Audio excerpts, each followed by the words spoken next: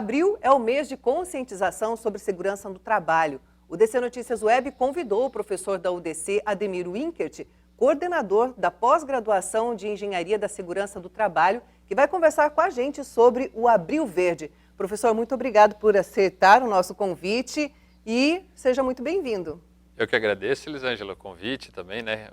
O espaço, a oportunidade para a gente estar conversando um pouquinho desse movimento tão importante que vem se fortalecendo cada ano, né?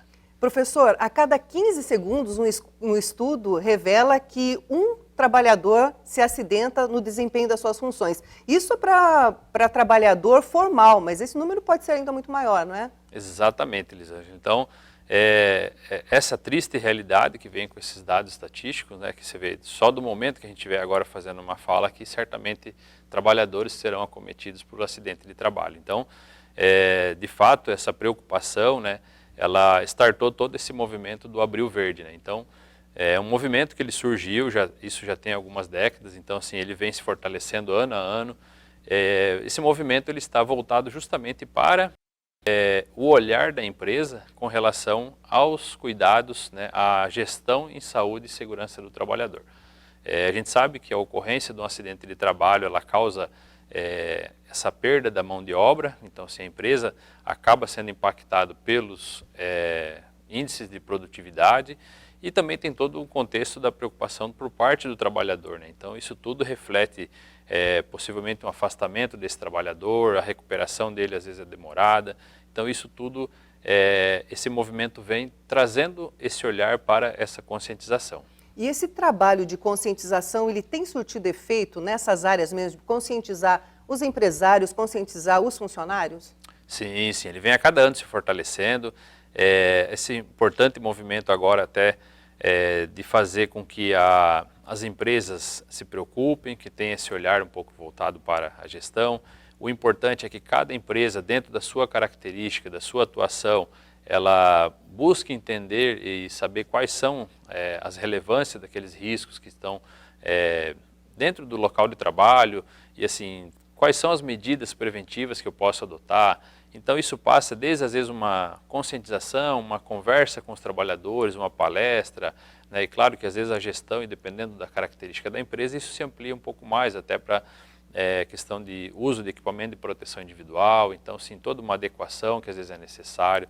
Então é importante trazer esse debate justamente para que as empresas entendam que assim, a mão de obra hoje ela é escassa, né? Que a gente fala assim, você conseguir um profissional qualificado está mais difícil no mercado e ele acaba sendo até mais oneroso para a empresa, né? Então, muitas vezes você forma aquele profissional e às vezes por uma fatalidade de um acidente de trabalho você acaba perdendo essa mão de obra. Então vai se tornar muito mais caro para a empresa preparar um outro profissional, a reposição, para a gente conseguir manter os níveis de produtividade. Então isso tudo é afetado com relação aos acidentes de trabalho, né? E muitas vezes uma ação simples, uma mudança insignificante muitas vezes para o empresário pode fazer uma grande diferença dentro da empresa. Exatamente. É o que a gente fala, assim, fazer gestão em segurança do trabalho muitas vezes ela não pode ser entendida como um custo, né? Assim, então às vezes é coisas pontuais, simples de se fazer e que acaba gerando então todo um benefício aí, seja para evitar um acidente de trabalho ou até mesmo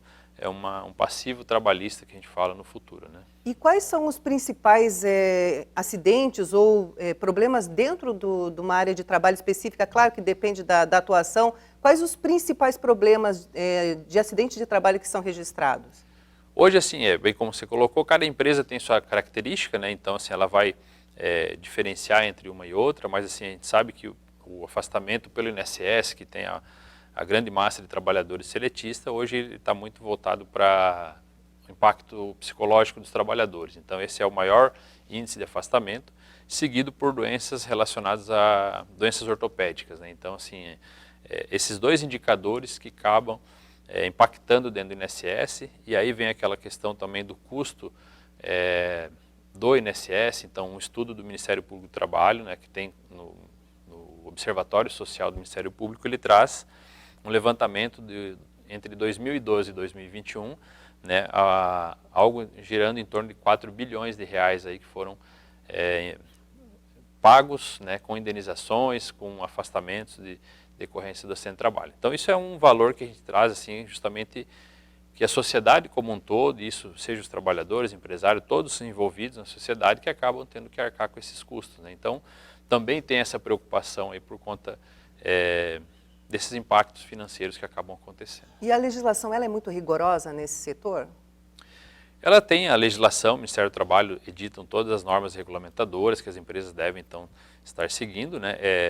Elas são de aplicação de acordo com a característica dessas empresas, mas é claro que assim, a empresa fazer gestão, que é o que a gente comenta, ela acaba se diluindo no decorrer do prazo, né? Claro que se a gente pegar uma situação pontual da ocorrência de um acidente de trabalho e uma empresa que possivelmente não tenha atendido as normas, isso vai se tornar um pouco mais caro, né? Então ela tem que fazer uma adequação a partir de uma fiscalização, de uma autuação em decorrência do acidente de trabalho. Então é o que a gente sempre fala, né? A questão de prevenção sempre ela vai ser mais barata, né? Então eu fazer gestão de forma preventiva, né, eu vou conseguir diluir esse custo, eu vou conseguir programar minhas ações, eu vou conseguir fazer ela de uma forma mais cautelosa, que não vai me gerar um impacto tão grande com relação a curto prazo. A gente percebe também que muitas vezes as empresas, elas até oferecem para o colaborador um equipamento de prevenção individual, mas às vezes o próprio colaborador ele não tem essa consciência, né, e ele acaba não usando esse equipamento.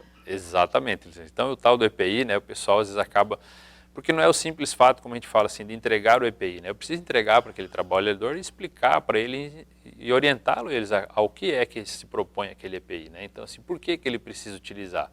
Então, um exemplo, se eu entrego um abafador, eu preciso talvez colocar ele numa sala, treinar ele, explicar, tem casos que a pessoa vai perder uma audição, ela não vai perder em 5 anos, em 3 anos, talvez isso vai ser no decorrer da vida da pessoa, e aí quando ela chegar na idade da aposentadoria dela, enfim, quando ela for desfrutar do benefício, né, da aposentadoria, ela acabar então tendo uma perda auditiva. Então a gente precisa mostrar para ele que a perda auditiva ela se faz, né, gradativamente, né, exceto um acidente de trabalho grave que possa ter uma perda auditiva, mas sim, ele não usar um EPI, um protetor, um exemplo do abafador, ele vai gerando perdas contínuas, que ele vai perceber ao longo do decorrer da vida profissional dele, né? E esse profissional da área de segurança do trabalho, ele precisa estar dentro da empresa? Isso também tem uma normativa, uma norma do Ministério do Trabalho, que ela traz um dimensionamento. Então, de acordo com o número de trabalhador, o grau de risco dessa empresa, pode-se fazer necessário estar o profissional dentro da empresa.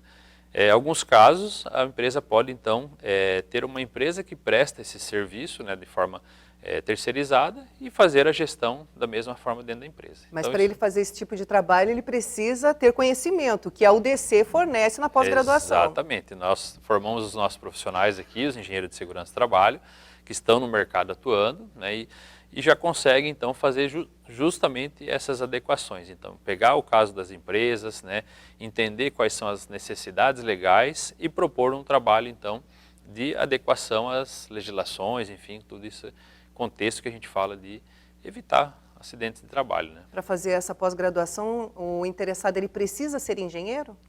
Não necessariamente. A gente tem a questão assim, para ele se tornar um engenheiro de segurança, ele precisa, obviamente, ter uma engenharia ou arquitetura previamente. Mas nós temos um curso de pós-graduação aberto a vários profissionais, então nós temos caso de profissionais do direito que têm interesse ou estão atuando na área trabalhista e que querem aprofundar um pouco mais o conhecimento nessa área, então acabam também participando.